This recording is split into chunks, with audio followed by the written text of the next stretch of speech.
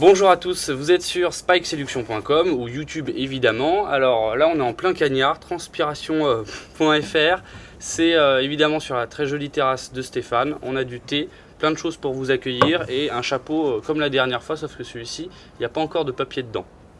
D'ailleurs j'attends toujours vos sollicitations pour rajouter des papiers dans le chapeau. Ils en voient rien, ils sont passifs. Voilà, c'est que des passifs. Ils boivent du contenu gratuitement et passivement, comme d'habitude. Alors, donc c'est évidemment l'émission de la sociologie contemporaine que vous attendez chaque mois. Aujourd'hui, pas mal de bonnes choses, du lourd, du très très lourd, puisqu'on va commencer avec Colline de Sénartien, en sa personne, voilà, la féministe du mois. Elle nous dit plein On avait voulu appeler cette rubrique la conne du mois, mais je crois que c'est copyrighté. Voilà. Puis il y en a qui ont essayé, ils ont eu des problèmes. Léger petit problème. Du coup, elle a pondu un article sur Internet qu'elle a intitulé « Je voudrais être un homme, juste un moment pour me reposer ».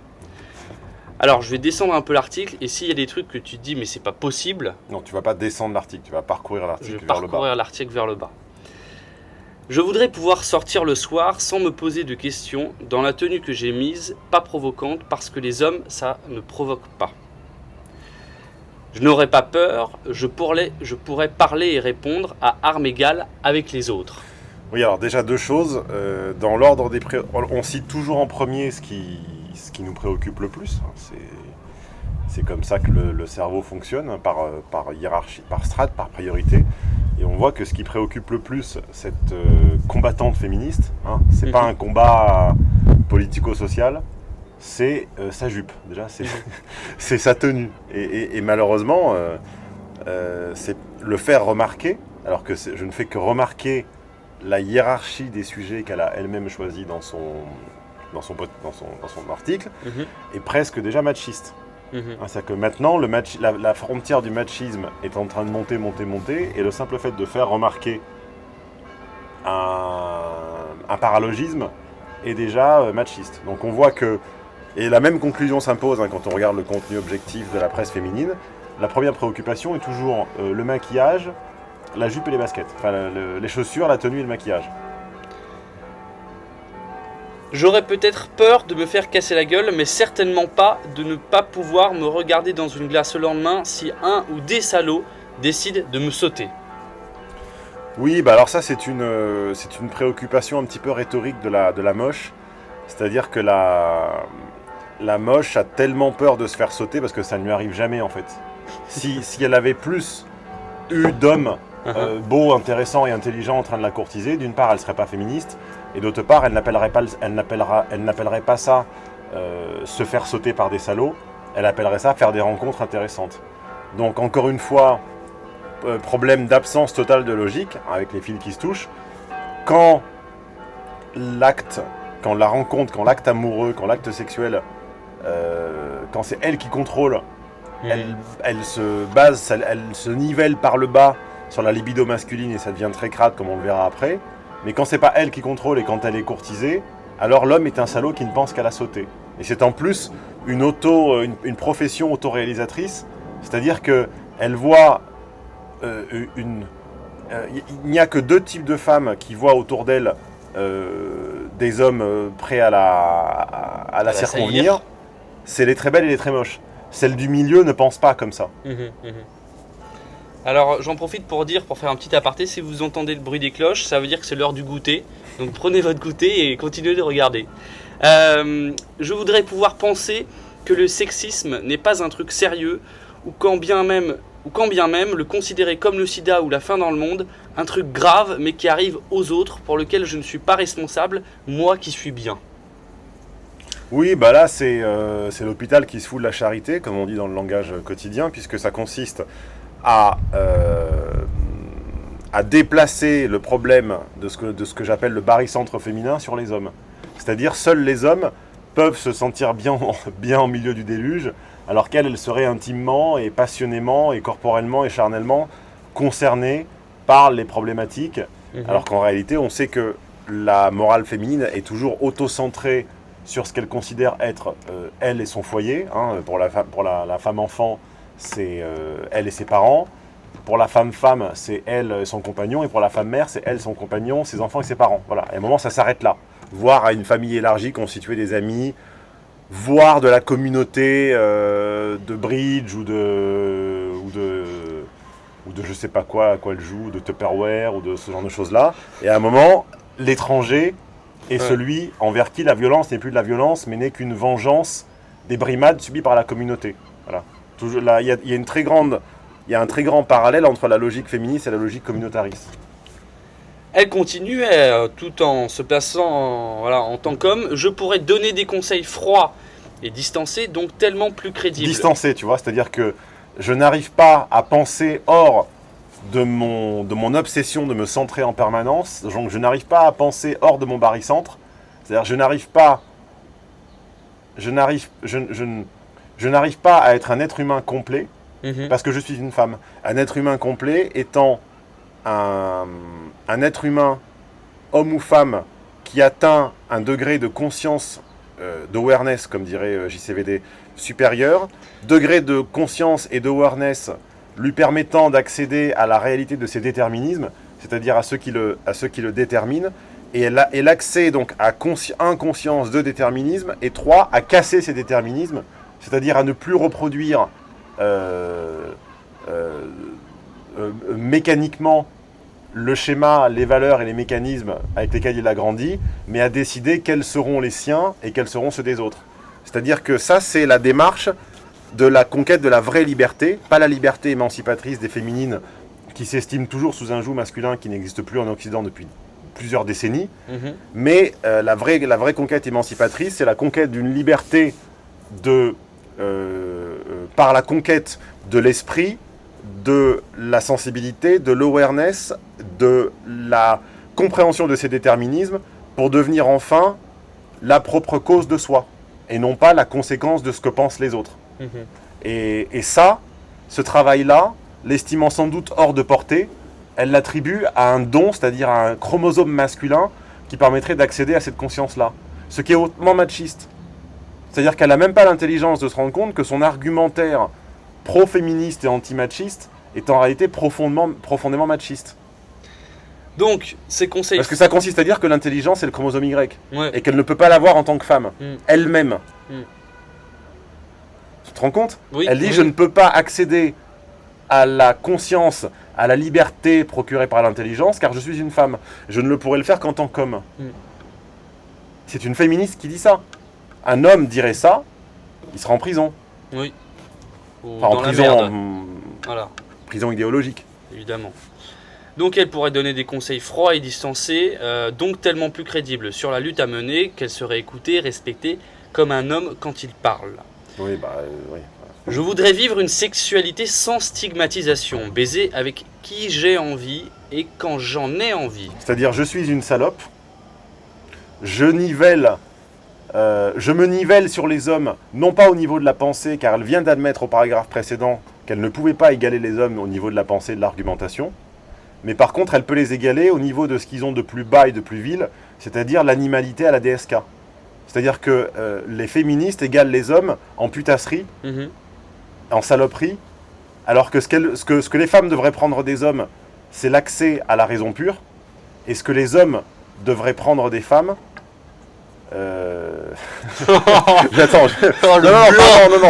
Non. Ce que les femmes devraient prendre des hommes, c'est l'accès à la raison pure, et ce que les hommes devraient prendre des femmes, c'est un... Je trouverai tout à l'heure. Toutes nos excuses. Je vais trouver, laissez-moi du temps. Alors, baiser avec qui j'ai envie quand j'en ai envie, on a compris. Du moment qu'elle ou ils sont d'accord, hein, voilà. On baise avec tout le monde, sans risquer de voir ma réputation en prendre un coup, sans qu'on pense que je cherche désespérément l'affection ou de l'attention. C'est-à-dire que je refuse de montrer, y compris à mes proches, que j'embrasse, au sens anglo-saxon du terme, embrace, hein, avec un C, que j'intègre ma part d'ombre, hein, car comme je l'ai dit à plusieurs reprises, la part d'ombre d'une femme, c'est la pute. C'est-à-dire qu'une femme, pour accéder à la complétude de la femme-femme, c'est un peu méchant de dire doit faire la pute, mais doit faire l'expérimentation d'un fantasme Et ce fantasme, c'est l'échange sexe-ressources absolu, comme le montre très bien le film de François Ozon dans sa dernière scène. Ce que j'aimais, c'était prendre rendez-vous, discuter sur Internet, parler au téléphone, écouter les voix, imaginer des choses.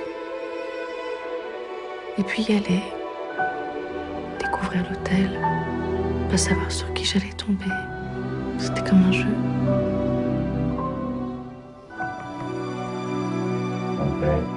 Sur le moment, je ressentais presque rien. Mais quand j'y repensais après, à la maison ou au lycée, j'avais envie de recommencer.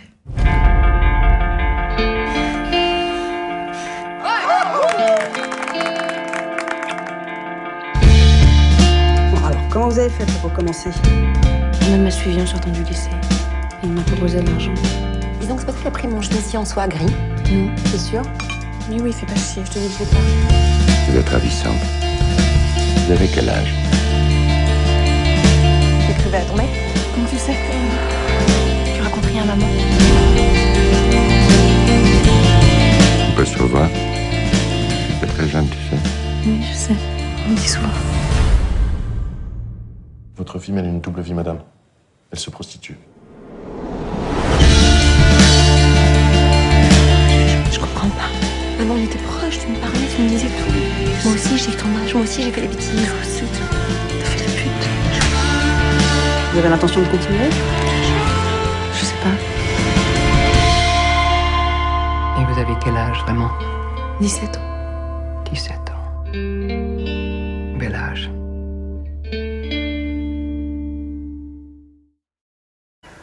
Où l'ex-femme du pauvre type Oui. décédé Oui, avoue à la jeune Belle oui. qu'elle a toujours voulu se prostituer et que maintenant c'est trop tard. Mhm. C'est-à-dire que on atteint un degré supérieur de conscience et de awareness qu'en embrassant sa part d'ombre. C'est ce que Donald Epstein a magnifiquement théorisé, hein, dont je me suis inspiré de ses travaux, comme je l'ai écrit sur la page du séminaire Guérir et devenir plus fort. Donald Epstein a parfaitement théorisé l'alchimie, ce parcours alchimiste, qui consistant à embrasser son côté obscur, hein, l'alchimie un petit peu de Star Wars, c'est-à-dire je reconnais mon père dans mon ennemi. That Thursday night we presented, I started with talking about the way from a transpersonal perspective. That was an article that was presented. It will be in a transpersonal journal. I wrote it, Dan Simon Senzon. And this article, one of the things I talk about in the article is a concept I coined called transpersonal vigilance. And I think this applies to many people here, especially people who are crying right now. I will teach you the technique there. This is part of their teaching. This conditions the space so your beingness has the sensory motor skills and ability to observe in a way rationally and beyond. People who are wounded early in life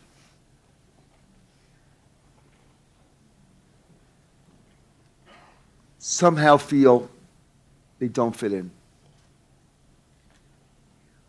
They don't belong. They're in the wrong family or the wrong culture.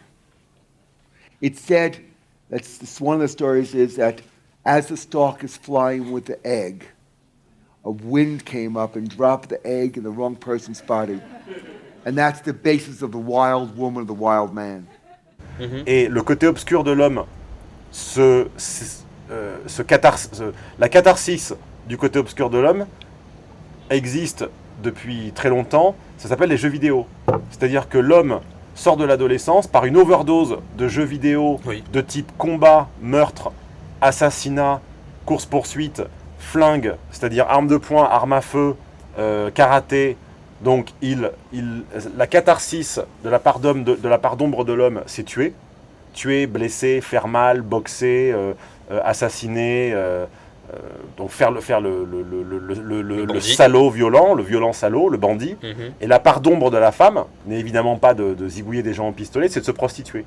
C'est-à-dire qu'il y a autant de putes que de salauds, il y a autant de salauds que de putes, mais les parts d'ombre sont diamétralement opposées.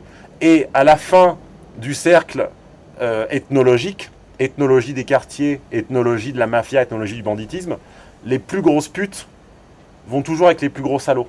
Hein, c'est-à-dire que c'est vraiment... c'est deux anses parallèles, quoi. On y reviendra avec Hugh Hefner, entre autres. Oui, par exemple, oui, pour supporter un salaud, il faut une pute. Donc, on a parlé de sa sexualité. Elle aimerait pouvoir baiser sans qu'on l'interprète, sans qu'on y pense finalement, qu'on la laisse baiser tranquille. Je voudrais avoir pour moi la culture, me voir partout, m'entendre tout le temps, et à force de... Alors attention, donc, définition féministe de la culture, c'est moi. Voilà. C'est-à-dire barycentre des sensations, over-barycentre des sensations. La définition de la culture, c'est moi-même. Voilà. C'est pas l'altérité. C'est me voir, m'entendre, m'écouter et tout le temps. écouter les autres, m'écouter moi-même. Ça, c'est la culture pour une féministe enragée connasse. Et à force, bonjour, comment elle s'appelle ? Colline.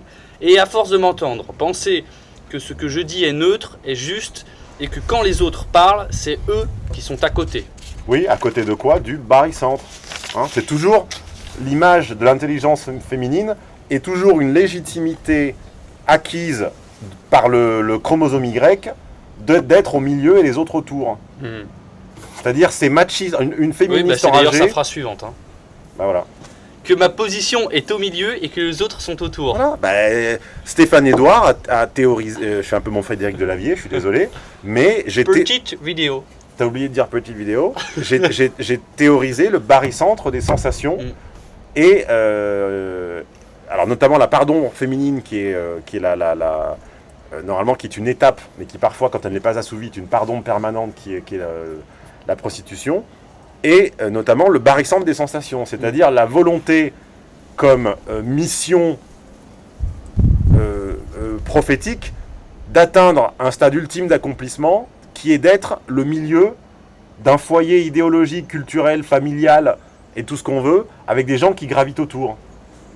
Exactement. Et d'avoir été placé dans ce milieu par mon chromosome Y de femme.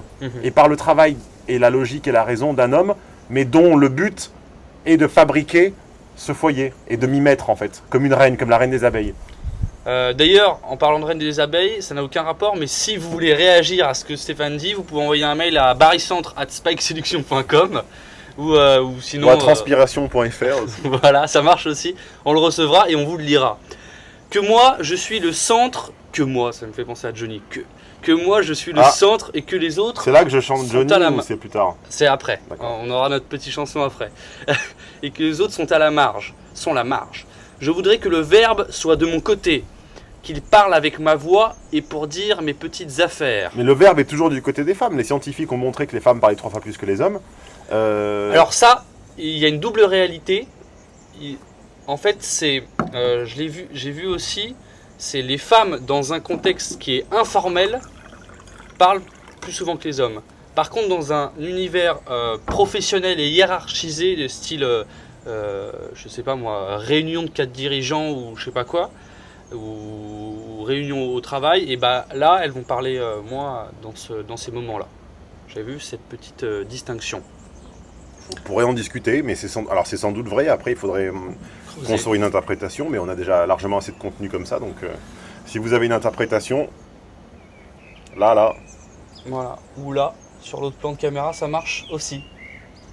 Alors, ça serait tellement plus simple pour parler d'amour, de sexe, d'envie, d'espoir, de noir. Ah oui, alors, donc ça serait beaucoup plus simple de s'exprimer si on était un homme qu'une femme. C'est-à-dire, alors, rephrasons.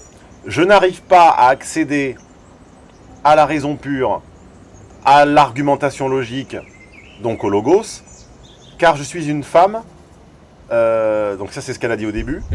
Mais ça serait... Si j'étais un homme, j'aurais donc raison pure, argumentation et logos.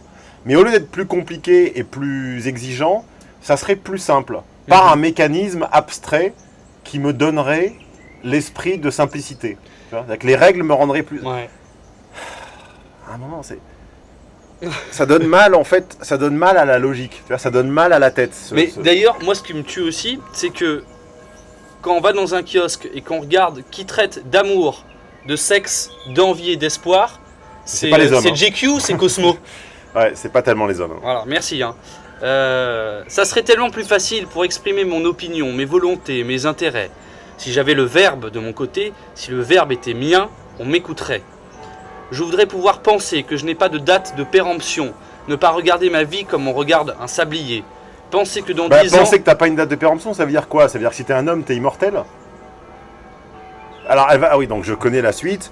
La suite va être que sa date de péremption est une date de péremption de ses estrogènes, donc de ses charmes, donc de sa féminité, et que les hommes gagnent en charme en vieillissant, alors que les femmes en perdent. C'est marqué Mais là. qui décide que les hommes plus âgés sont plus érotiques? Qui fantasme sur les professeurs? Qui fantasme sur les enseignants? Qui fantasme sur les hommes de pouvoir? Qui fantasme sur l'image du père, hein? Qui a l'image... qui compare ses hommes à son père? Qui compare son partenaire à son père? Les femmes ou les hommes? Nous, on compare... tu vas me dire, l'exception, t'as toujours le mec qui compare une nana à sa mère. Évidemment. Dans tes amis, t'as beaucoup de copains qui comparent leur copine à leur mère? Peu. Aucun. Non, oui. Quasiment aucun. J'ai dit peu pour dire aucun. Donc, les charmes des hommes plus âgés, d'abord, c'est un contresens. C'est le charme des hommes plus âgés de pouvoir, hein, pas celui qui balaye la rue, pas celui qui vient réparer, pas le plombier, hein, c'est jamais lui. Alors lui, il peut être vieux, il sera jamais érotisant. Non, il sera jamais érotisant, donc c'est le vieux riche toujours. Et avançons. Vous entendez les cloches, c'est l'heure de goûter, hein. Tout ça c'est tartine. Je voudrais, ça on l'a dit, que l'amour n'est pas quelque chose sur lequel je devrais faire... Ça y est, je suis... T'es attaqué. Je suis Manuel Valls. Voilà. Et les miroirs me tombent dessus. Vas-y, continue. Alors, malgré la tempête. Que l'amour n'est pas quelque chose sur lequel je devrais faire une croix quand j'aurai plus de 30 ans. Je ne pourrais pas avoir peur de la vie si je savais qu'après ma beauté, c'est mon pouvoir et mon charisme qui prendraient le relais pour signifier mes charmes. Comme par magie, hein. Oui. C'est-à-dire que le pouvoir tombe dans l'escarcelle de l'homme, comme le bébé de la cigogne tombe sur un toit d'immeuble. Et le pouvoir, le charme et le charisme, évidemment, sont des attributs génétiques de tous les hommes. Oui. Ils ne s'acquièrent jamais par le travail, l'effort, la conscience, la logique, l'intelligence, la prise de risque, le combat et la violence. Jamais, hein. Ça tombe comme un don.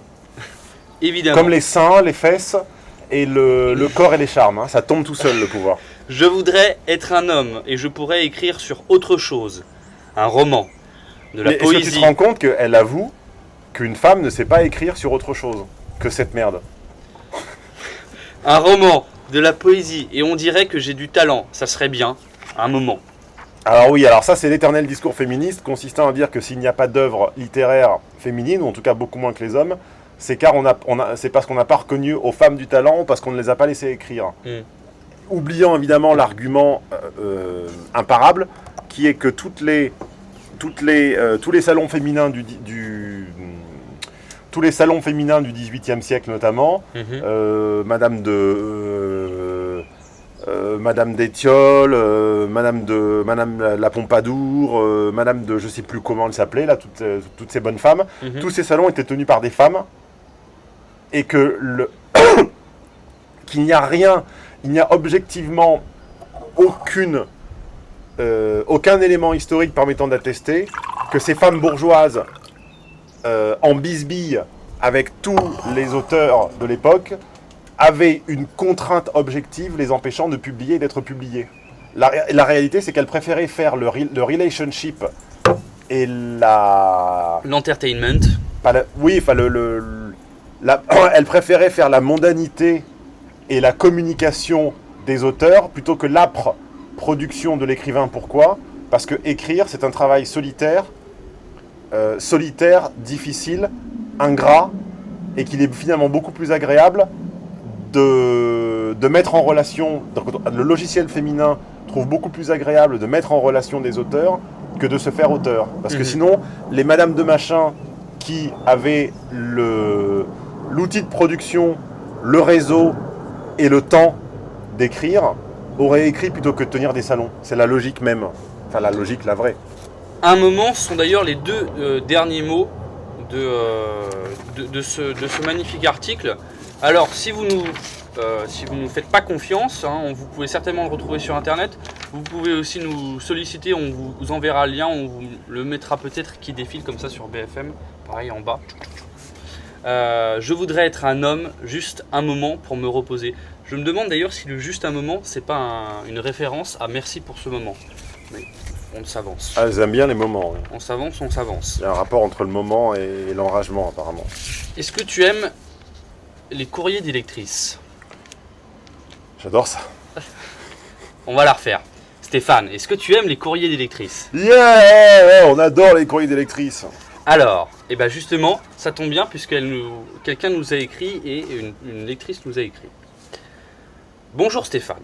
Depuis quelque temps, tu réponds sous forme de petites vidéos à des questions de lecteurs. Enfin, pour l'instant, il s'agit plus de lectrices et cela m'a donné envie, moi aussi, de te soumettre ma question. Je suis une femme de 30 ans. Je suis tes travaux sur Spike Séduction plus ou moins régulièrement depuis quelques années. Il y a un point que tu évoques très souvent et qui crée chez moi des angoisses et des questionnements qui auparavant m'étaient étrangers. Tu aimes à rappeler que la plupart des hommes sont en couple par défaut. Un pourcentage d'ailleurs, comme ça, d'hommes qui seraient en couple par défaut. 79,4837690. Attesté par l'INSEE. Oui, l'INSA c'est autre chose. Oui, c'est pas la même chose. Sont en couple par défaut, qu'ils n'ont pas réellement choisi leur partenaire et que c'est souvent une relation découlant d'une enceinte close ou d'un manque de confiance qui empêche les hommes de tenter de séduire les femmes qui leur plaisent réellement. Cela m'amène à me questionner et douter de moi dans ma relation. Suis-je un choix par dépit ou un réel choix? Triste question. La question que je t'adresse est donc la suivante. Comment différencier la relation par défaut de la relation relevant d'un réel choix? Comment puis-je dans ma relation savoir si mon partenaire est avec moi par dépit ou parce qu'il m'a réellement choisi? Est-ce qu'un homme convoité par des femmes plus belles que sa partenaire peut être tout de même en couple avec celle-ci par dépit? Ou est-ce réservé aux hommes peu sollicités qui ont des difficultés à séduire? Quand je lis un courrier des lecteurs, souvent je mets la vidéo en pause et j'essaie de réfléchir à ce que j'aurais pu répondre. Essayez de faire la même chose chez vous et tapez dans un coin ce que vous auriez pensé et comme ça vous allez voir si ça correspond. Mon partenaire est très sollicité par son physique agréable, sa grande sociabilité et son statut social économique. Oui, là, quand une femme vous dit les raisons de son attirance pour un partenaire, inversez toujours les 3 raisons. Hein. Donc l'idée dans l'autre sens. Mon partenaire est très sollicité de par son statut social économique, sa grande sociabilité et son physique agréable en dernière instance. Voilà, ça c'est l'ordre réel. Faut toujours prendre à l'envers en fait. Grand, brun, ténébreux et chirurgien. Non, inverse. Chirurgien, ténébreux, brun, grand. Voilà. Et là, comme tout c'est clair en prenant les choses à l'envers. Et on parle évidemment des mots. Et les femmes qui lui tournent autour sont souvent bien plus belles que moi.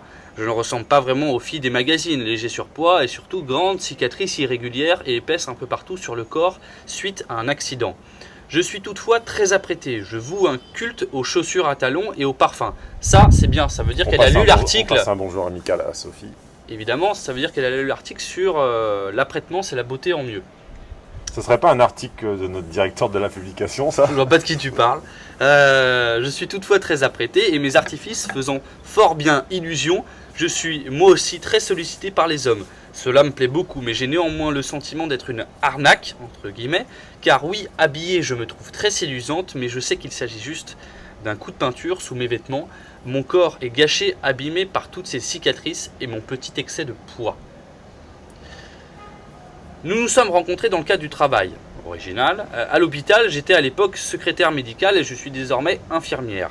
Lui venait juste de terminer ses études et commencer sa carrière de chirurgien. J'avais déjà mon problème de cicatrice au moment de notre rencontre. Et c'est le premier homme que j'ai fréquenté après mon accident. J'avais trop honte de mon corps et j'étais en quelque sorte retiré du marché de l'amour. Mais comme dans le milieu médical, on est plus habitué à voir des corps meurtris, je me sentais plus en confiance avec lui et il a dû en voir des tonnes de cicatrices moches. Il y a une autre chose qui est assez moche dans ce texte, c'est le nombre de fautes. Alors je ne les ai pas toutes relevées comme notre amie Charlotte, ou je ne sais plus comment elle s'appelait, qui en faisait une par ligne, mais c'est du même acabit. Hein. Cela fait 4 ans que nous sommes ensemble et il a 5 ans de plus que moi. Le plus grave, c'est pas les fautes d'orthographe, c'est les fautes de syntaxe. Parce que là, si tu écris avec une syntaxe fausse, c'est-à-dire que tu ne comprends pas le rapport entre les mots et les idées. Et ça, c'est très grave. Tu ne comprends pas ce que tu dis en fait. tu écris par analogie au son des choses, en imitant comme un perroquet. Tu ne comprends pas ce qui t'arrive. Tout se passe bien, mais depuis que je connais ton site, je ne cesse de me demander s'il n'est pas avec moi par défaut. Enceinte close de l'hôpital et sentiment d'empathie, pitié, corps détruit par les cicatrices. Enfin, j'en viens à me demander pourquoi se contente-t-il d'une femme au corps abîmé alors qu'il peut avoir une femme au corps normal. Est-ce que le fait de voir les autres hommes me désirer, merci les vêtements cache-misère, peut suffire à ce qu'il s'auto-convainc lui-même que je suis désirable et lui faire oublier la réalité qui se trouve sous ses yeux alors lorsque je suis nu. Lorsque je lui en parle, il ne comprend pas mes angoisses à ce sujet et me dit que cela fait partie de moi et mon histoire de vie et qu'il s'agit juste d'un détail à ses yeux. Désolé pour la ponctuation un petit peu et le rythme parce qu'il n'y a pas beaucoup de virgules dans ce texte. Je focalise volontairement la description de notre couple sur mon problème physique. Ah bon? De cicatrices parce que mon physique est indéniablement à la base de notre relation. Ah bon? La première fois que nos regards se sont croisés, il a été comme subjugué. Un coup de foudre à sens unique. J'étais très gêné car moi je l'ai trouvé beau mais sans plus alors que lui ne me regardait qu'avec des yeux émerveillés. D'ailleurs, petite parenthèse, je ne sais pas si tu vas être d'accord avec moi, est-ce que tu sais comment une femme peut savoir si un homme est amoureux d'elle?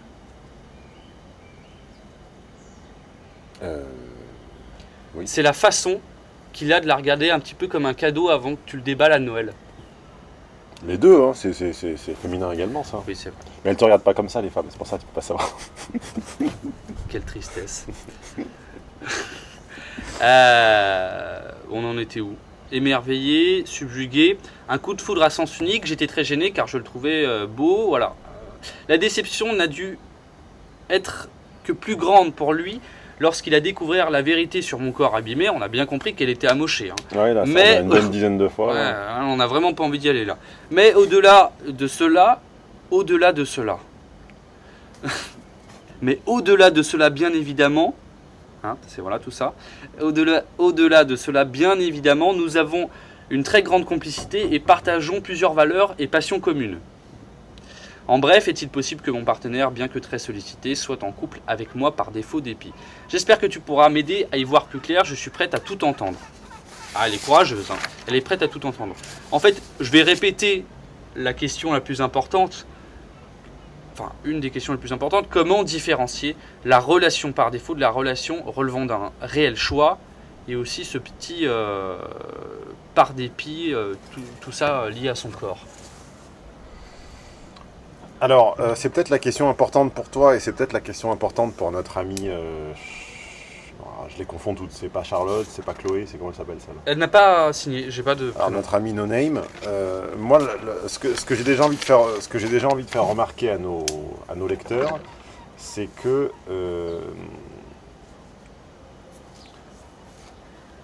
quand on s'interroge sur la date limite de consommation d'un couple, quand on s'interroge sur le nombre d'années où la passion, l'amour, le sentiment peut subsister, peut survivre, quand on s'interroge sur ce qui peut précéder la fin, quand on s'interroge sur ce qui peut, au contraire, prolonger et renforcer le nerf de la guerre et le sentiment amoureux, là on a l'exemple parfait de ce que c'est du comportement d'une femme qui n'est pas en désamour, qui n'est pas en fuite, qui n'est pas en train de chercher la branche d'arbre suivante pour lâcher la précédente, mais qui au contraire ne partira jamais. Donc ça, hein, en fait, un couple, une personne qui tient à vous n'est pas une personne sereine et qui tient à vous comme ça par une espèce d'attraction abstraite, mais en réalité une personne inquiète. Une personne inquiète de vous perdre. Telle la mère à l'enfant. La mère n'est pas tellement inquiète de perdre son enfant, parce qu'une mère normale sait qu'elle va le perdre. Oui, mais elle s'inquiète souvent. Elle s'inquiète, c'est vrai. Donc là, voilà, là vous avez la définition d'une femme intéressée. Une femme intéressée, c'est une femme qui a peur de vous perdre. Je t'écrase une petite fourmi que tu as sur l'épaule qui va te gratter dans pas longtemps. Parce que Léo est assis la tête dans les fraises des bois, donc c'est pour ça qu'il a... Si vous en voulez une d'ailleurs, bah venez. Donc ça c'est la définition d'une femme intéressée. Ouais. Ça c'est la définition d'une femme qui ne va pas partir, qui ne va pas le tromper, oui. Qui ne va pas entre guillemets, lui il n'est pas par défaut du tout. Maintenant, on a remarqué quelque chose dans la logique de cette personne, qui est une tendance. J'ai eu du mal à interpréter ce courrier des lecteurs. Tu l'as beaucoup lu, ouais. Je l'ai lu à plusieurs reprises. Oui, on se fout pas de vous, hein. Et en fait, je ne l'ai compris que dans la mesure où je l'ai lu à l'envers. C'est-à-dire que de la même façon qu'il faut inverser tous ces arguments pour avoir l'ordre réel, hein, c'est pas qu'il est... beau puis chirurgien. Ouais, voilà, c'est pas qu'il est brun, beau et chirurgien. C'est qu'il est chirurgien, brun et beau. Hein, c'est toujours dans... donc là c'est pas que... relis-moi le dernier paragraphe. Je focalise volontairement la description de notre... Alors non, pas celui-ci. À partir de nos regards se sont croisés. La première fois que nos regards se sont croisés, il a été comme subjugué, un coup de foudre à sens unique. J'étais très gêné car moi je l'ai trouvé beau, mais sans plus. C'est-à-dire, l'histoire commence quand une femme qui se posait pas forcément autant de questions sur son apparence et sur son pouvoir d'attraction et sur son pouvoir de rétention d'un homme, croise un étranger. Cet étranger, enfin semi-étranger parce qu'enceinte close, pardon, je suis désolé, je remets les lunettes car la lumière est encore un peu, je l'ai un peu dans l'œil. Allez, je me fais un effort. Ce semi-inconnu, ce semi-étranger, elle le subjugue. Ouais. Vas-y. Qu'est-ce que tu fais? Non, je voulais faire un genre de montage micro-stylo. Mais c'est ridicule. Vas-y, continue. Cet étranger, elle le subjugue. Cet étranger a, pour elle, les yeux de Rodrigue pour Chimène. Et là, elle se rend compte qu'il y a déjà une première dissymétrie, qu'elle ne l'aime pas, elle n'est pas attirée par lui dans les mêmes proportions que le contraire. Sauf que là, elle découvre qu'il est chirurgien. Ah! On est sauvé. Donc tout à coup, elle lui donne une chance, et elle découvre dans un deuxième temps, après cette première chance donnée, que, de par son statut de chirurgien, elle a de la compétition. Oui. Et tout à coup, son obsession ne devient plus « est-ce qu'il me plaît assez pour que je cède à ses avances ?» mais est-ce que la compétition va finir par l'emporter, et elle est, entre guillemets, prise à son propre jeu, car on est toujours châtié par là où on a péché, et elle est flattée et excitée de sa compétition féminine, car en réalité, elle n'est pas excitée par cet homme qui ne lui plaisait pas, elle ne l'est que parce que d'autres désirs triangulaires le désirent, et elle souffre de cette comparaison aux autres qu'elle s'impose elle-même en fait. Elles ne sont jamais de toute façon malheureusement dans l'appréciation de qualité objective vue par un individu unique avec comme seule boussole son propre jugement. Elles sont toujours dans l'accumulation de qualités non pas subjectives mais objectives, quantifiables, qui sont un statut, un pouvoir, un niveau de revenu, un nombre d'employés et l'inconscient collectif rattaché à sa profession, toujours. Et elle souffre elle souffre des autres femmes qu'il désire, mais elle n'est avec lui que parce que les autres femmes le désirent. Ouais. Tu vois l'imbroglio de cette attirance. Le résultat de cet imbroglio est que 1, elle ne partira jamais, que 2, encore une fois, l'argument massu l'emporte sur tous les autres arguments, et que certaines professions font que votre femme s'inquiète que vous partiez, alors que d'autres, c'est le contraire. C'est-à-dire qu'il ne serait pas chirurgien, mais il serait ingénieur du son. Ouais. Il est assez probable que ce soit le contraire, et que ce soit lui qui soit en train de nous écrire pour nous demander est-ce que ma femme va me quitter parce que je suis un peu enrobé et je sais pas quoi. Et certains arguments massus, pilote de ligne, chirurgien, DJ, architecte, certains arguments massus. Un pilote de ligne est un chauffeur de bus avec des ailes. Oui. Why not? Il n'y a pas de génie dans un pilote de ligne. Il y a plus d'études qu'un chauffeur de taxi. Il n'y a pas de génie dans un pilote de ligne. Un pilote de Formule 1 à la limite, parce qu'il y a un don de jouer à la limite. Un pilote de ligne, t'appuies sur pilote automatique et ça vole quoi. C'est pas. Et encore bon, pas toujours.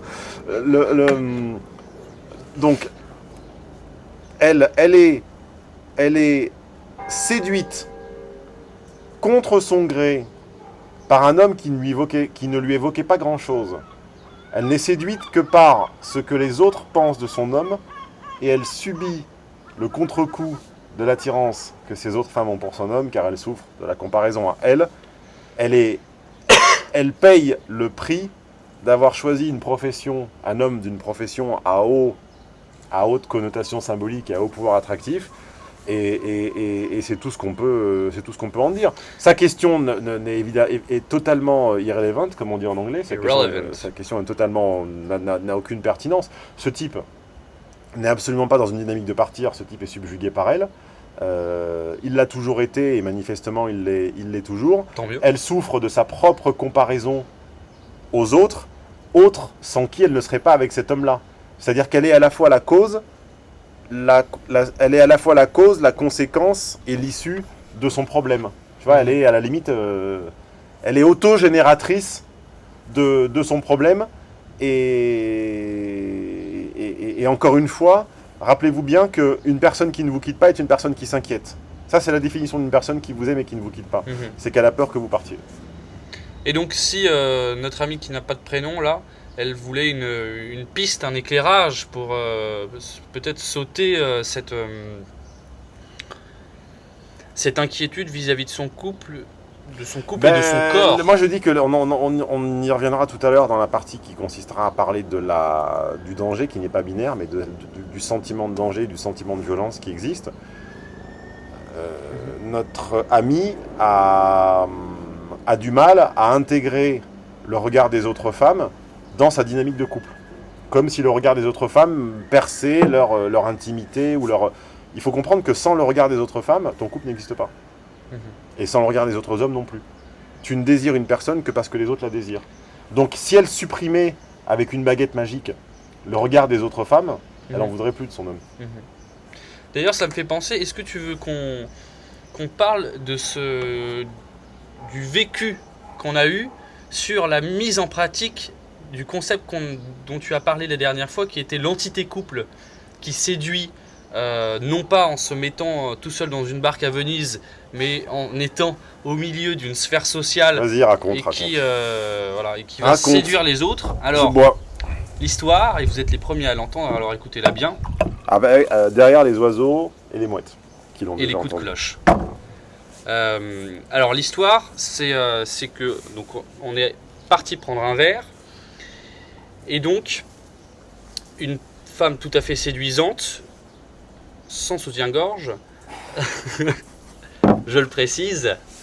On peut être séduisante avec un soutien-gorge. Voilà. Là, il se trouve nous avait un petit peu tapé dans l'œil, et plus particulièrement dans celui de Stéphane. Oh, tout de suite. Je dis ça, je dis rien.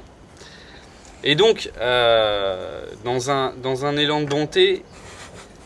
il est allé voir cette personne, cette charmante demoiselle dont on taira le prénom, et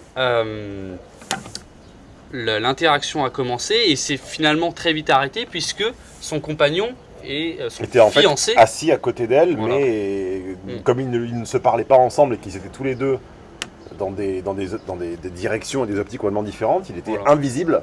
Qu'en fait, c'était lui, quoi. Ça ne se voyait pas. Ouais. Et donc, il est arrivé, il a dit voilà, moi je suis le fiancé. Et finalement, il a très bien réagi, très dignement, elle aussi. Et pourquoi est-ce que je vous raconte ça? Vous allez me dire, mais on s'en fout. Non, vous vous en foutez pas. Vous en foutez pas parce que finalement, ça illustre bien que cette stratégie, qui n'est pas du tout verbalisée comme ça pour ce couple-là. Oui, ils en ont sans doute pas conscience, c'est inconscient. Mais cette volonté d'être sorti ce soir-là, dans un contexte où les gens bougent, sortent, rentrent, se regardent, se jugent, mais pas, voilà, s'épient. Oui, voilà. une petite scénette voilà, de vie évidemment. Nocturne, comme ça se passe ici. Bien plus bénéfique au couple que ne le serait n'importe quel plat dans n'importe quel restaurant à Venise en tête-à-tête. Oui, alors d'abord on n'est pas à Venise, même si on enregistre ce podcast en Italie. Et voilà, ce que vous raconte Léo et que je confirme parfaitement, c'est vraiment très belle cette fille. Bonjour mademoiselle.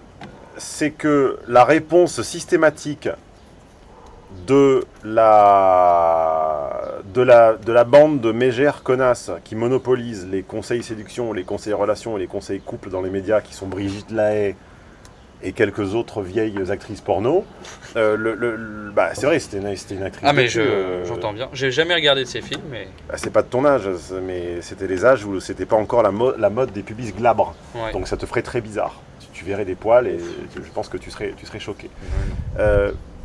Le conseil des vieilles mégères et des psychologues et des psychanalystes à 2 balles, et toujours, quand le désir baisse, c'est toujours lié au temps, au travail et aux préoccupations. C'est-à-dire, préoccupez-vous moins de votre travail, plus de votre partenaire, emmenez-le dîner aux chandelles, Voilà. faites-lui un petit plat avec des bougies et enfermez-vous dans une cabane au Canada ou dans une gondole à Venise. Et aller dans un sex shop aussi, souvent. Voilà, achetez 3 boules de geisha made in China, rentrez-lui dans le vagin ou dans l'anus et enfermez-vous ensemble en enceinte close et le désir va renaître par enceinte close, quoi.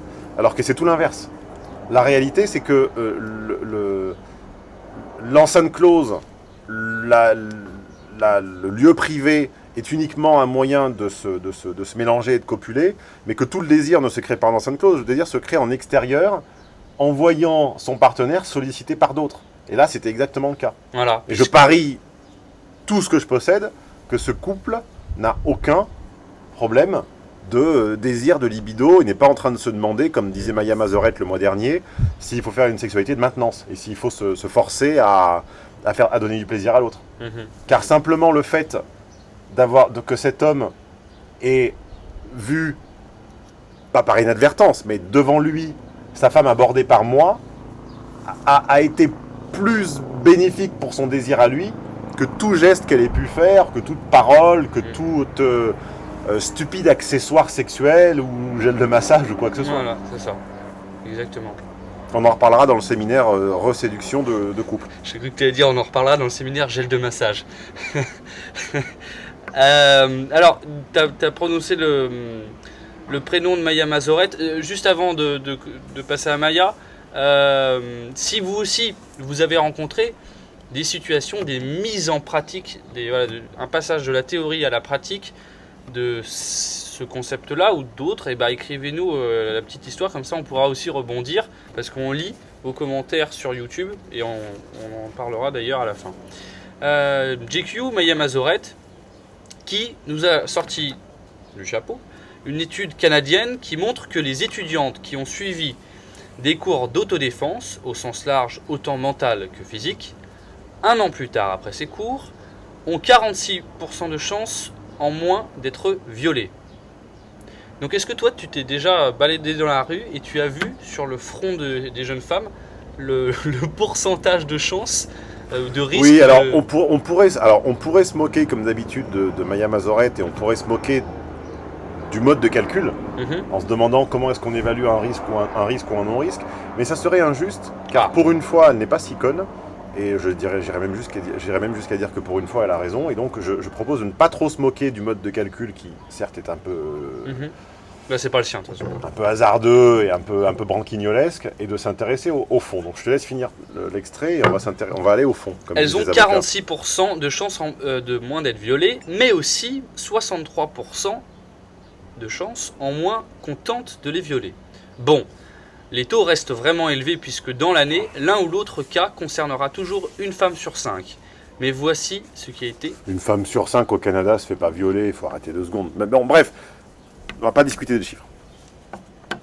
Voilà, c'est tout. Point. Alors encore une fois, les données chiffrées, c'est-à-dire objectives, même avec un biais de mesure et un biais de calcul qui est quand même assez important, remettent en question l'idéologie wishful thinking féministe, puisqu'elles nous disent qu'en fait il y a une corrélation entre l'attitude et l'agression, alors que la logique féministe est qu'il n'y a aucune corrélation, donc aucune provocation, donc aucun comportement aguicheur. Il n'y a aucune corrélation entre le comportement d'une femme et sa probabilité ou son risque de se faire agresser.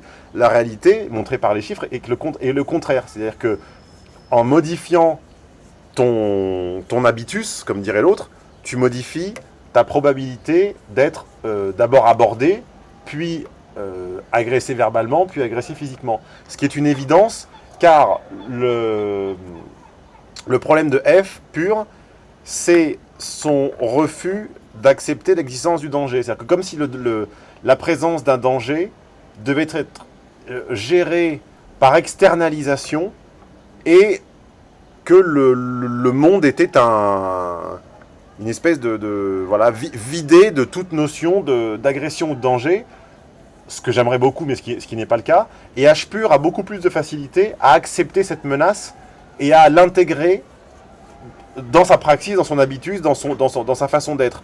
Les femmes ont beaucoup de mal à intégrer un cours d'autodéfense, pas par aptitude physique. On a déjà dit à plusieurs reprises dans des anciens podcasts qu'une femme qui veut se défendre rend l'agression quasiment impossible. Et même une brindille qui se débat fortement et physiquement, tu ne peux rien en faire, à part un monstre physique. Donc en réalité, il y a un refus d'intégrer la notion de défense, car il y a un refus, je me fais manger par les moustiques, alors j'avais acheté de l'anti-moustique exprès, voilà. Il y a un refus d'intégrer l'existence d'un danger potentiel comme étant autre chose que binaire. C'est-à-dire que pour une femme, il faut que le danger soit 0, ou alors il est 1. En réalité, le danger est une notion continue, Qui fluctue. avec une infinité de nuances entre 0 et 100, et il faut toujours accepter cette petite part de vigilance liée à un danger potentiel, ce que la femme a beaucoup de mal à faire, voulant croire à une totale absence de corrélation entre le comportement et les agressions, ce qui est en fait faux. Il y a des comportements et attitudes de conscience légère du danger qui sont peu coûteuses en énergie et qui te mettent à l'abri de beaucoup de choses. Ouais, je vois ce que tu veux dire. Ok, bon bah alors voilà. Qui consiste par exemple à ne pas regarder simplement 3 mètres devant soi en baissant la tête avec ses écouteurs et son smartphone dans la main, parce qu'on a besoin d'être en correspondance permanente Avec le réseau. par message avec le réseau. Avec le système. Voilà, alors soyez plus analogique dans votre gestion du danger. Si on voulait la faire en une seule phrase. Les femmes ne sont pas plus ou moins menacées que les hommes. On parle encore de nos sociétés à nous. Je ne parle pas de l'Inde, Restons prudents. de l'Inde, de la Syrie, du Pakistan, de l'Érythrée, des viols. Je parle de notre société occidentale relativement égalitariste et protégée. Les femmes ne sont pas plus menacées que nous. Les hommes se font également agresser pour leur porte-monnaie, pour leur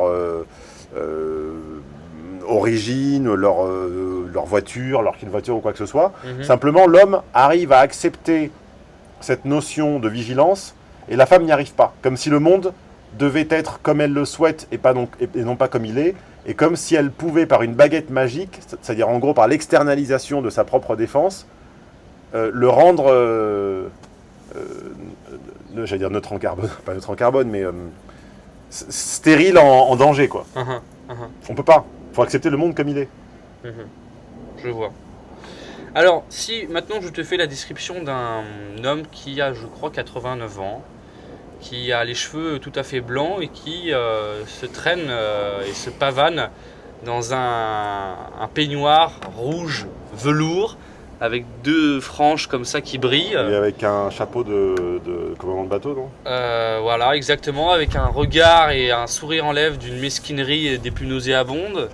Et puis avec une rangée de poufs à droite et à gauche qui, à elles toutes, doivent représenter à peu près 1 tonne de silicone. Sais-tu de qui je parle ? DSK ? Non. Je parle évidemment, il n'a pas de chapeau de capitaine DSK. Je parle évidemment de Hugh Hefner. Hugh Hefner, je vous le rappelle, c'est le fondateur du magazine Playboy. C'est ça, hein, voilà.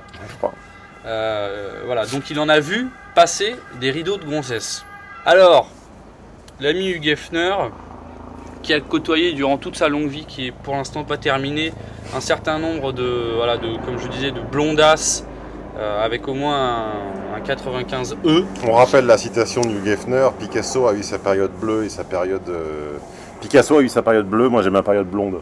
Exactement. Et d'ailleurs, c'est hallucinant, ça a toujours été des blondes tout le temps. Peroxydé. En apparence, alors pourquoi je vous parle de Hugh Hefner ? Vous voulez me dire, mais qu'est-ce que vous avez avec les pervers entre DSK et compagnie ? Non, on vous en parle parce que une de ses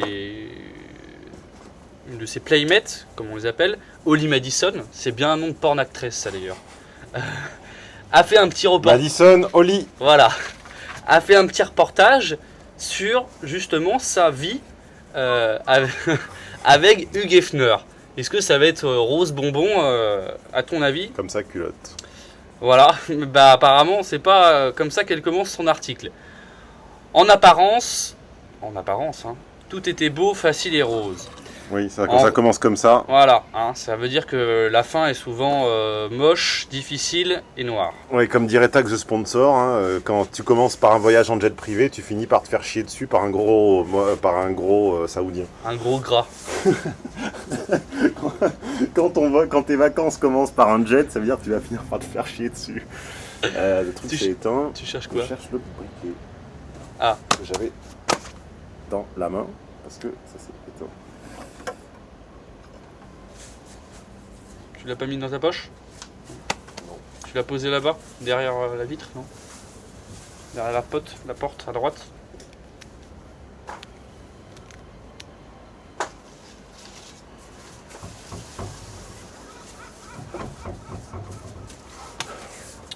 Alors, pendant qu'on est en train de rallumer pour les moustiques, Holly Madison, notre porn actrice, elle est allée passer un petit peu de bon temps dans le manoir Playboy.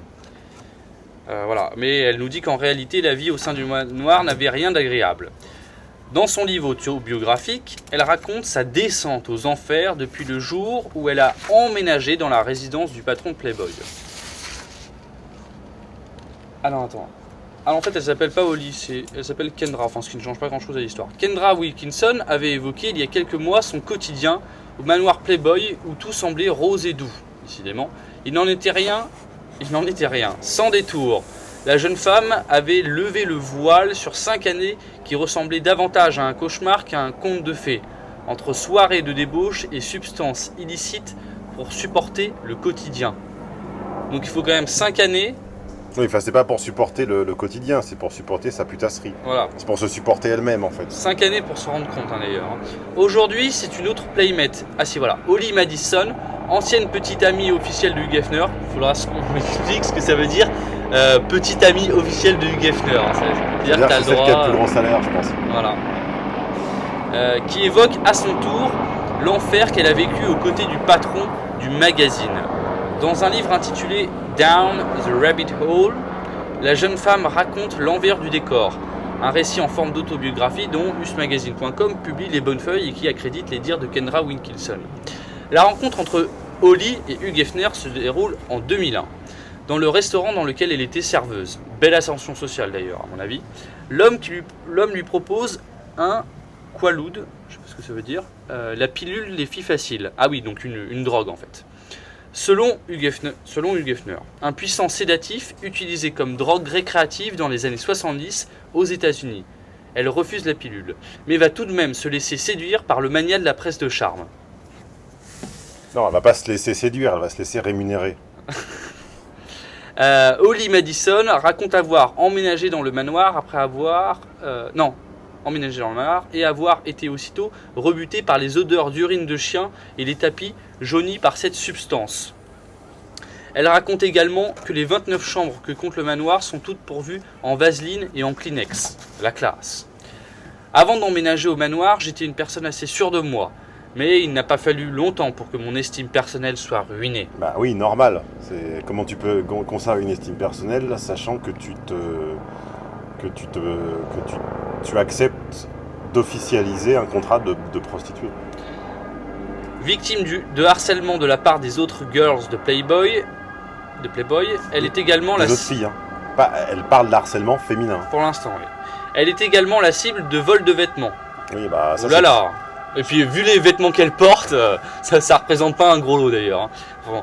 Qui lui vole ses vêtements, Hugh Hefner ou les femmes? Les filles, je pense, ça doit être sous-entendu. Un quotidien très douloureux en somme où les brimades et les humiliations sont légion. Vieille, dure et bon marché. C'est une citation comme ça. Un jour, Holly se rend chez le coiffeur et se fait couper les cheveux très courts. Un nouveau look qui n'a pas du tout plu à Hugh Hefner qui l'insulte et lui balance « Tu as l'air vieille, dure et bon marché », lui lance-t-il. Elle évoque également ses pensées suicidaires et la perte de mon identité, de tout espoir en l'avenir. Si bien qu'elle décide de fuir le manoir en 2008. Donc entre la rencontre et 2008, il s'est passé 7 ans. Hugh Hefner tentera de la garder sous son emprise en lui offrant 3 millions de dollars qu'elle refuse. Depuis 7 ans ont passé et la vie normale a repris son cours. Holly Madison est désormais maman d'une petite fille prénommée Aurora. Oui, comme si son activité sociale et son statut étaient définis par le prénom de sa fille. On ne nous dit pas ce qu'elle fait depuis combien de temps, pourquoi et qui elle a épousé. C'est elle a fait Aurora, donc elle existe. Voilà. Qu'elle a eu avec Pasquale Rotella, un électricien. Non, je déconne. Ah, j'y ai cru en plus. Vous l'avez bien fait là. Non. Ah, il est excellent. C'est ça, c'est pour ça que c'est le directeur de la publication. Qu'elle a eu avec Pasquale Rotella, un promoteur de soirée de Las Vegas. Voilà, ça me déjà mieux. Voilà. Hein, voilà. Un beau gros enculé, parce que, encore une fois, à la fin de la anse de la saloperie, les putes vont avec des salauds. Voilà. Hugh Hefner, lui, s'est marié avec Crystal Harris, encore un nom de porn-actrice, l'une des jeunes femmes qui a succédé à Holly au sein du manoir. Voilà. Il n'y a pas vraiment de chute à ce dossier, mais ce qu'on se rend compte ce dont on se rend compte quand on le lit, c'est que déjà ces filles sont issues, enfin cette fille en l'occurrence, c'est peut-être une majorité, ça c'est peut-être à toi de me le dire, sont issues d'une classe sociale assez basse, parce que je rappelle qu'elle était serveuse. Il me semble pas que serveuse ça soit CSP+, qu'elle rencontre cet homme, qu'elle est séduite en fait pas par l'homme mais surtout pour le capital et l'exposition au regard de tout ce qu'il représente, parce que ça doit être à mon avis le premier magazine érotique du monde en termes de publication. Je pense que tu vas chercher beaucoup trop loin et qu'elle résonne tout simplement que... Oui, enfin ça serait le dernier magazine porno du kiosque, elle y serait peut-être moins allée. Oui, mais voilà, je pense que il y a un fantasme de... Là, on n'est plus sur le fantasme de la pute, c'est la pute de luxe. C'est-à-dire que c'est accéder à un homme qui a eu toutes les femmes, en plus elles leur ressemblent, donc c'est se trouver une identité qu'elles n'ont probablement pas, car elles sont des femmes enfants, c'est-à-dire qu'elles ne sont en fait rien du tout. Et puis, comme il a un stéréotype féminin et qu'elles sont globalement dans ce stéréotype assez bien roulé, même si on n'aime pas ça, ça doit sans doute leur donner une sensation de, entre guillemets, d'être la nouvelle star, quoi. C'est la nouvelle star. La nouvelle star entre la vasine et les Kleenex et la pisse de chien. Oui, ça, je pense que ça ne les dérange pas beaucoup au début, et qu'ensuite il y a un processus de réécriture, c'est-à-dire que la saleté et l'abjection ne dérangent pas la première fois, un petit peu comme les coups d'un soir dans les toilettes, avec les disques jockeys et les stars de la nuit, et ça ne dérange que quand on y repense a posteriori en fait, parce qu'on ne se sent pas sale en cédant à un homme puissant, on ne se sent sale qu'en y repensant a posteriori, quand il est vieux et moche. Évidemment. Ouais. Et d'ailleurs, CF, l'affaire Bill Cosby. Ce qui est intéressant aussi de noter, c'est qu'elle parle beaucoup de ces affronts et de ces affrontements qu'elle subit avec les autres filles. Et ce qui est simplement, même si j'amoindris, mais c'est pas très sympa non plus, le coup de Hugh Hefner qui l'insulte et qui lui balance qu'elle a l'air vieille, dure et bon marché lorsqu'elle... Moi je te parie quelque chose, bon, on peut parier ce qu'on veut, de toute façon on n'aura jamais la réponse. Ouais. Moi, à la lumière de ma compréhension du logiciel féminin, je te parie tout ce que tu veux, que ce qui a généré... Merci. Ce qui a généré son stress, la quantité d'agression et l'invivabilité de ce lieu, c'est moins Hugh Hefner, qui à mon avis est un vieux monsieur extrêmement prévisible, qui demande simplement sa petite sodomie quotidienne au Viagra.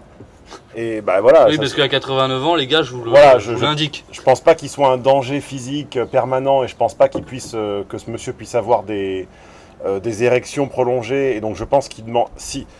Pour aller même jusqu'au bout de ce que je pense que ce monsieur ne les touche quasiment plus, et qu'en réalité il regarde ses filles bosser pour lui, car en dernière instance, comme dit l'autre, les hommes qui ont ce type de Fantasme. à la fin, ça devient tellement tout égal qu'ils cherchent même plus la pénétration. Ils font travailler les femmes entre elles et ils les regardent. Et comme dans le très beau film de la fille de Coppola, ils s'endorment devant en fait. Ils font danser autour d'une barre, se lécher de pain bêche. Ils regardent en se tripotant et ils s'endorment devant un petit peu ce qui est leur télévision à eux. Oui. Donc moi je pense qu'en réalité c'est ça. Et que l'essentiel de l'invivabilité, de l'agressivité et des menaces et des coups de pute viennent des autres. Parce que les putes, c'est elles. Ce monsieur est un vieux macro, c'est un vieux salaud. Et c'est un vieux macro prévisible. Ah bah ça, oui. Et peu dangereux par son âge et son absence de virilité. Bon, par son âge. Les coups de pute viennent pas de lui. Des autres, les coups de pute viennent des autres. Des autres girls, ouais. Ah, des autres putes. Un coup de pute, ça porte son nom, c'est un coup de pute. Ouais, mais je me demande comment on peut penser un seul instant qu'un mec qui s'affiche publiquement avec toutes ces nanas, qui a lancé cette presse-là, qui s'habille en peignoir, peut être quelqu'un d'équilibré, d'intelligent, d'intègre. Elles peuvent pas être avec quelqu'un d'équilibré. Elle a pris un gérant de boîte de nuit ensuite. Tu peux pas...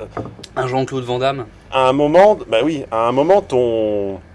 y a une corrélation ethnologique entre tes attributs physiques et l'univers dans lequel tu finis.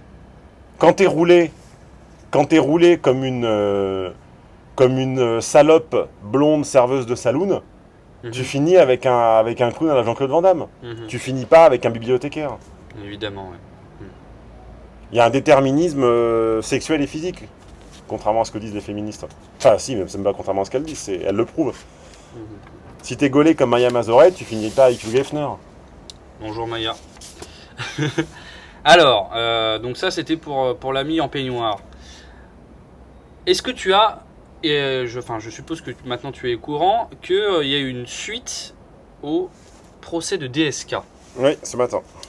Oui, ce matin. Et quelle a été son issue? Il a été relaxé. Il a été relaxé de tout ce qu'il avait été... voilà. De tout ce pourquoi on l'accusait. De tout ce pourquoi on l'accusait. Le débat sur la prostitution est... En même temps que les autorités gouvernementales augmentent la pénalisation du client de base. Voilà, le maçon dans sa fourgonnette qui s'arrête sur la promenade des Anglais pour se faire tirer, pour se faire caresser les choucougnettes pour 10 € ou enfin, pour peu, voilà. Prendra plus cher que l'ancien patron du Fonds monétaire international à qui on emmenait des cargaisons de meufs en jet privé jusqu'à Washington pour qu'il les sodomise à la chaîne. Voilà, coquet et monté sur 15 cm de talon. Donc ce que tu dis sur les clients, c'est que le débat sur la prostitution, hashtag précédent podcast, si vous voulez voir le décryptage et l'analyse sur l'interview de Najat Vallaud-Belkacem sur la prostitution. Donc des retours de ce débat dans l'hémicycle. Les députés socialistes veulent pénaliser les clients et supprimer le délit de racolage. En première lecture, les sénateurs en avaient décidé autrement. Cette mesure continue de faire débat. Ce dispositif vise à sanctionner le client, exemple type le plombier, d'une amende de 1 500 € et jusqu'à 6 mois de prison en cas de récidive. Voilà. Donc c'est-à-dire enterrer, j'allais dire, le pauvre malheureux qui fait appel aux soins et au charme de ces femmes, parce qu'en fait ceux qui se font gauler, c'est ceux qui font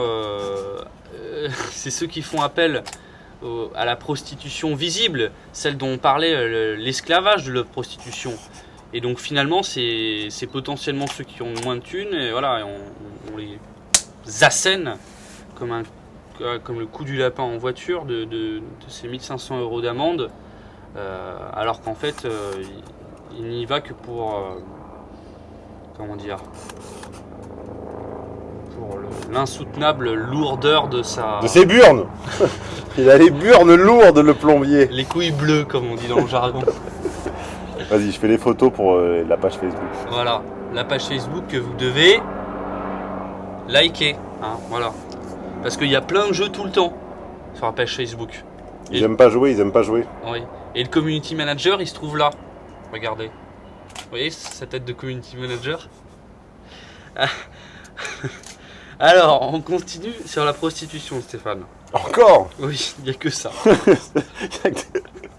des Est-ce que tu es déjà allé dans un salon de massage thaïlandais à Stockholm? Ouais. Ah Non, bon non. Ah, je t'ai eu. Parce que entre 2009 et 2012, le nombre de salons de massage thaïlandais est passé de 90 à 250 dans la Suède. La Suède où la prostitution a été officiellement abolie depuis 15 ans. Dans son rapport de 2013, la police suédoise reconnaît qu'il y a actuellement une explosion. C'est là où je suis obligé de prendre ma voix sérieuse. Reconnaît qu'il y a actuellement une explosion du nombre de jeunes femmes suédoises qui vendent des services sexuels, non pas sous la contrainte. Pourquoi tu hurles tout à coup? C'est parce que ça me fait penser à la Minajat. Mais parce qu'elles ont besoin d'être vues et appréciées alors que la demande pour des jeunes femmes est forte. Contrepoint.org, seules 7 des prostituées sont victimes de la traite des êtres humains en France. Alors, que penser, Stéphane, de cette assertion? Elles ont le besoin d'être vues et appréciées alors que la demande pour des jeunes femmes est forte. J'en pense que je l'ai déjà dit des centaines de fois, que toutes les enquêtes sociologiques, journalistiques, ethnologiques et détectiviques qui sortent sur ce sujet confirment que j'ai raison et que la prostitution est une fuite en avant de l'univers mental de F pur et qu'une femme, pour accéder à un statut de conscience supérieur, c'est-à-dire pour accéder à la connaissance de ses propres déterminismes et de ce qui la fait femme, a besoin d'embrasser sa part d'ombre. Et que la part d'ombre de la femme est une pute et que la part d'ombre de l'homme est un salaud. L'homme rêve dans sa nuit, au fond de son sommeil, protégé par le rêve et le fantasme. Il rêve d'être dans World of Warcraft ou dans ces jeux où on dézingue à coups de tu sais, on voit la cible là, puis on dézingue 70 000 personnes en 5 minutes et on compte les points. Ça, c'est le fantasme de l'homme. C'est de faire la guerre protégé par une arme absolue et d'en zigouiller le plus possible. Oui. Le fantasme de la femme est de matérialiser le désir qu'elle peut incarner par son corps, par de la thune. Est-ce que tu savais que les femmes étaient aussi violentes que les hommes? Oui, j'ai toujours dit. Non, tu ne savais pas. Ouais, c'est ça. Parce qu'il y a une historienne qui s'appelle Elissa Mailander, qui est professeure associée. C'est un très beau nom, ça. Elissa Mailander. Et ça fait pas pute. Oui, ça fait pas porn actress. Non, du tout. Elissa Mailander, moi... Elissa. Ouais. Elissa. Déjà, comme Élise, quoi. Élise. Non, ça c'est Mélissa, c'est très moche. C'est Julien Clerc. De toute façon, toutes les filles dont le prénom commence par Élise quelque chose sont toutes très belles. D'accord. Et bonjour d'ailleurs à toutes celles qui nous écoutent, dont le prénom commence par Élise. Donc, cette Elissa, professeure associée en histoire contemporaine à Sciences Po, fait partie des chercheurs permanents du Centre d'histoire de Sciences Po. Moi, j'ai été très amoureux d'une Élise à Sciences Po. On s'en fout, mais vas-y, continue. Et t'es sorti avec elle? Non. Ah. Bah, si cette Élise, c'est ça, nous voit... Non, mais elle est plus bien maintenant, je l'ai recroisée après. Ah merde. Non, bon, oublie. C'était momentané. Oublie. Zap. Elle fait partie des chercheurs. Elle s'intéresse notamment à l'histoire de la guerre et des violences de masse qu'elle aborde sous l'angle... Pourquoi tu rigolais, non, non. Qu'elle aborde sous l'angle du genre et de la sexualité. Une perspective qui éclaire l'histoire d'un jour nouveau et inattendu, comme en témoigne son travail sur la violence des femmes gardiennes dans les camps de concentration nazis. Entretien, extrait de son entretien. Ces femmes ont développé une véritable posture de surveillante qui se traduisait par l'affirmation de leur autorité et par le recours à la violence physique, notamment aux gifles. Plusieurs raisons possibles à cela. Pour beaucoup d'entre elles, ce travail représentait une forme d'ascension sociale. C'était la première fois qu'elles gagnaient de l'argent, elles étaient logées dans des appartements parfois plus confortables que ceux dans lesquels elles vivaient jusque-là. Sorties de leur environnement habituel, certaines ont pu développer une attitude moins retenue. Ce qui frappe beaucoup, c'est de voir des femmes perpétrer des violences envers les enfants prisonniers dans ces camps.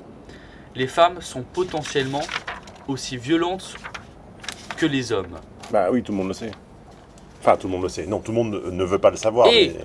alors là, alors là, on fait un petit parallèle de violence. Les femmes dans les camps nazis, les surveillantes, je parle, et cette femme qui a été quittée par son compagnon, mais son compagnon a eu la gentillesse, on va dire, de lui laisser le droit de rester un petit peu dans son appartement. Ah ouais, et puis lui. Il l'a bien regretté, je crois. Voilà. Et qu'a-t-elle fait? Je vous le donne en mille, c'est d'une extrême cruauté, c'est même pas qualifiable. Elle a pris le chiot de son ex, elle l'a mis dans un four, ce qui fait un petit peu un parallèle avec les camps de concentration, et elle a mis la température maximale. Ah putain, tu vas nous attirer des ennuis. Et elle a mis la température maximale pour se venger. Donc, heureusement qu'elle l'a pas mis dans une chambre. donc de ces deux faits entre ces surveillantes des camps nazis qui n'avaient aucune retenue dans le fait de perpétrer des violences sur des enfants, et cette femme qui condamne un pauvre chiot de 3 mois dans un four à 300 degrés, est-ce que on peut rester sur cette assertion totalement abjecte qui sont que les femmes ne sont que douceur et sympathie? Bah oui, mais ça c'est une absolue connerie, comme je l'ai déjà dit à 50 000 reprises. Les femmes sont douceurs quand elles sont au centre d'un foyer d'émotions positives réparties harmonieusement autour d'elles et dont elles se servent pour monter comme une spirale vers un sentiment de bonheur à la fois plus intense mais également plus détaché des réalités matérielles qui le supportent. Ça c'est la définition du bonheur selon F.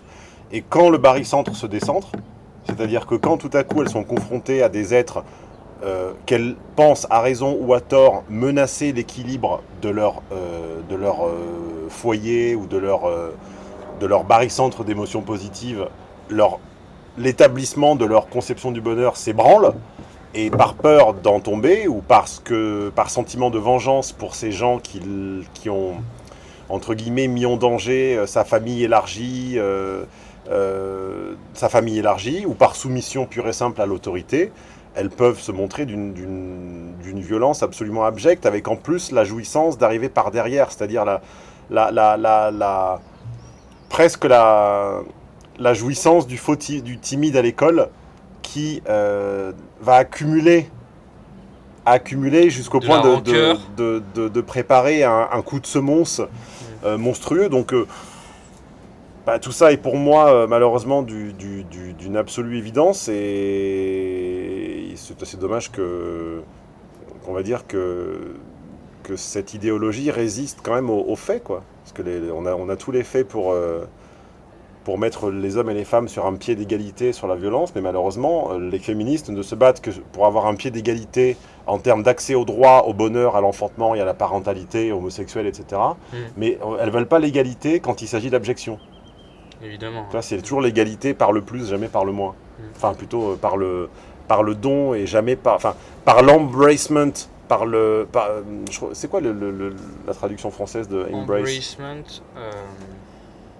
C'est-à-dire, c'est une réduction de la réalité à un compendium de sensations positives, sans jamais embrasser sa part d'ombre. D'ailleurs, on accède à un niveau de conscience supérieur qu'en embrassant sa part d'ombre. C'est l'alchimie de Star Wars. Et pas que de Star Wars, d'ailleurs. Voilà. La force est avec nous. La force. D'ailleurs, en parlant de ces inégalités par l'abjection, on rappelle, alors j'ai plus le chiffre, excusez-moi, mais un chiffre assez élevé que à crimes égaux, à cruauté égale, les femmes sont moins condamnées, bien sûr, en prison. Oui, car on utilise toujours, pour les défendre, l'emprise des émotions. C'est-à-dire la justice accrédite que les femmes ont du mal à gérer leurs émotions. Voilà, si un juriste ou une juriste pouvait nous éclairer sur ce point, on en serait ravis. N'oubliez pas de liker, d'écrire les commentaires. Ça ne change pas sur tous les podcasts. Hein. La dernière fois, on a eu un ratio de pas like, qui devait être de 100 Contre 1. /2, ouais, ou 1. 1. Là, on va essayer de faire encore mieux. Donc, vous mettez du pouce vert à gogo. Et comme ça, la prochaine fois, on aura une terrasse encore plus jolie. Oh bah. Et on pourra... Vas-y, critique ma terrasse. Non, elle est déjà très bien. Et on pourra vous donner des fraises des bois qui sont juste derrière moi. Alors, on va parler d'un truc dont on parle pas assez, dont on parle peu et qui peut-être ne fait pas écho souvent, qui est assez peu décrit, soit dans les... Si, dans les romans, c'est souvent décrit, mais je dirais plus dans les médias mainstream et la presse mainstream. Je veux parler bien évidemment du couple écrivain-muse ou artiste-inspiratrice. Alors, en la personne de Mr. Jacquard et Miss Lolita. Pour le meilleur et pour le pire, ils se sont rencontrés, se sont plu et ne se quittent plus. Baby doll lyonnaise, solitaire, cinéphile et suicidaire, Marie passe une soirée à rire aux larmes en regardant les vidéos décalées que Roland Jacquard poste quasi chaque jour sur YouTube et Facebook. Il y a aujourd'hui tant de victimes qui se précipitent dans nos livres d'histoire et dans la vie quotidienne, on va finir par manquer singulièrement de bourreaux. Ah, ça y est, on vient nous chercher. C'est la fin, les gars. Désolé, on va attendre là, ils arrivent. Ils arrivent pour nous choper.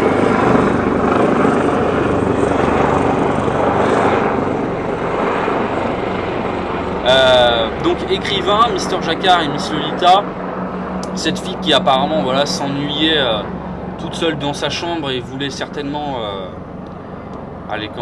combler un vide. Oui, mais ça c'est sans doute une pauvre littéraire fumeuse de shit. Oui, frigide et fumeuse de shit avec des envies de dire merde à papa et à maman. Bon, bref. Allons-y. Et voilà, et cette relation qu'elle va nouer avec cet écrivain. Alors je connais plus le contenu de l'article en entier, c'est toi qui l'avais plus lu, et se déclarer en tant que muse et donc puits d'inspiration. Oui, bah ça c'est une tactique de séduction d'artiste envers Jacquard. Alors moi c'est moi qui ai choisi pour décharger Léo de son petit blanc là. C'est moi qui ai choisi cet article car il est temps de révéler enfin aux femmes qui ne l'auraient pas compris et dont leur fameuse intuition qui n'auraient pas accédé à ce concept par l'intuition, que le concept de la muse est une arnaque absolue.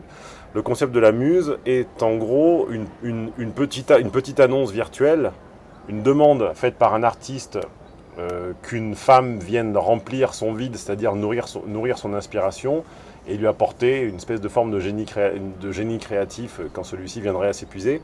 En réalité, c'est simplement que le travail d'artiste, de vrai artiste, au sens artisan, est un travail solitaire où quand tu crées, tu rencontres personne. Tu rencontres des gens éventuellement au vernissage. Quand tu crées, tu rencontres personne. Bien sûr. Mais pour l'inspiration.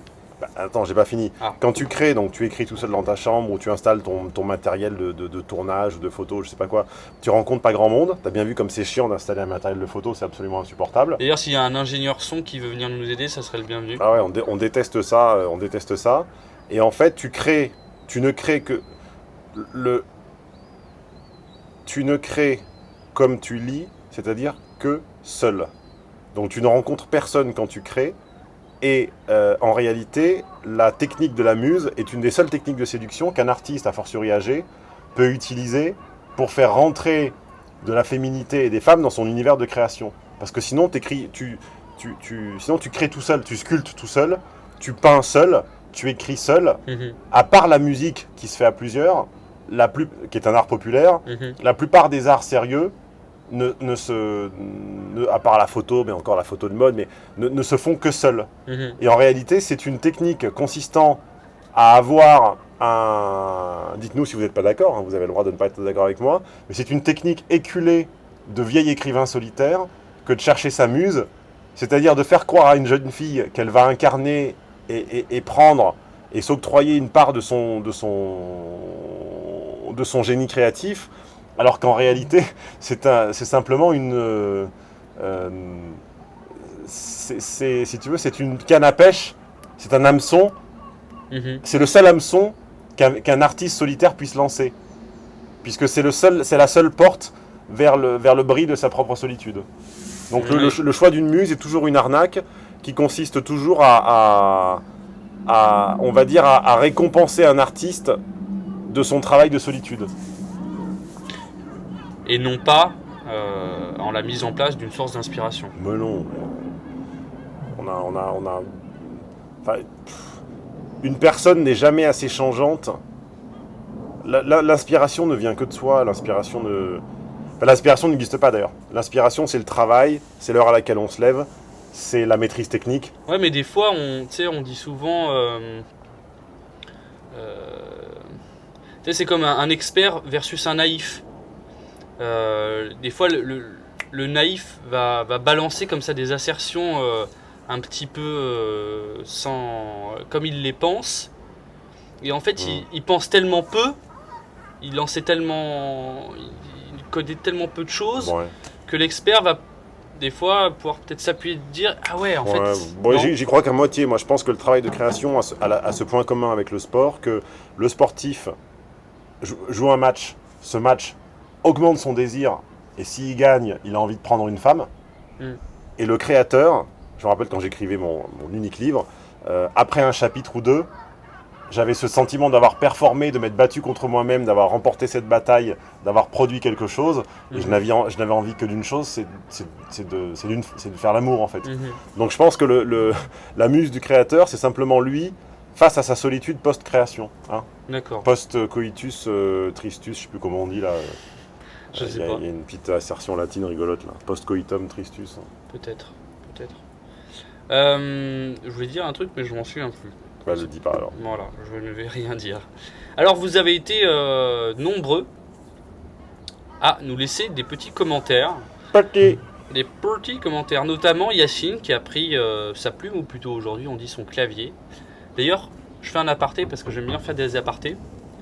Est-ce que tu sais que depuis la rentrée 2014, donc voilà, celle qui va maintenant se terminer en fait, combien il y a d'États aux États-Unis qui ont rendu l'écriture manuscrite facultative dans les classes où on l'apprend? Non. Tu savais pas? Ah si, je te le dis. Oh bah con comme ils sont, ça doit être un bon tiers je pense. Non 40. 40% ou 40 États sur 50. 51. Ouais, 50 ou 51, je sais plus. Donc, et le Danemark va faire pareil à la rentrée 2015, je crois. Ah ouais. Ou la Norvège, je sais plus, enfin un pays nordique. Et là, en fait, ce que moi j'avais trouvé intéressant dans ce fact, comme on dit en anglais, c'est qu'on a un tournant, au sens de l'histoire, absolument monumental. C'est-à-dire qu'il y a, je sais plus combien c'est, 50 000 ans, l'écriture a été inventée, a été pensée et mise sur support, et en l'an 2000, on la désinstalle. On l'a désincarné au travers de l'art l'art de la plume et de la calligraphie, et on la rend dactylographiée sur des écrans, sur des iPads, sur des claviers.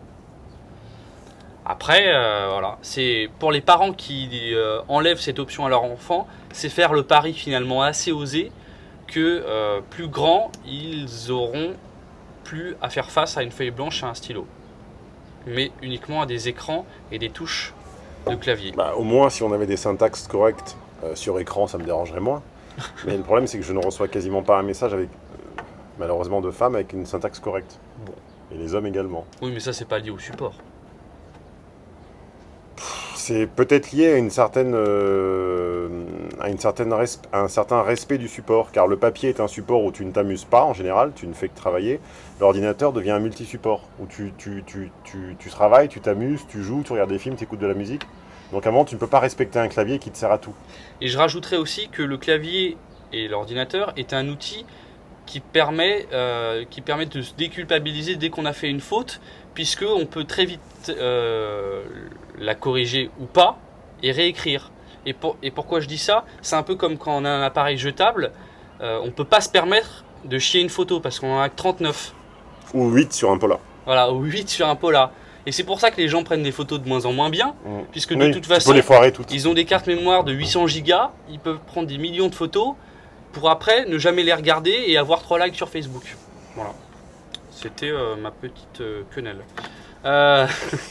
Alors, Yacine, qu'est-ce qu'il nous a fait comme retour sur notre dernier podcast? Ah non, c'est même l'avant-dernier, puisqu'on en est au 8e de la première saison, me semble-t-il aujourd'hui.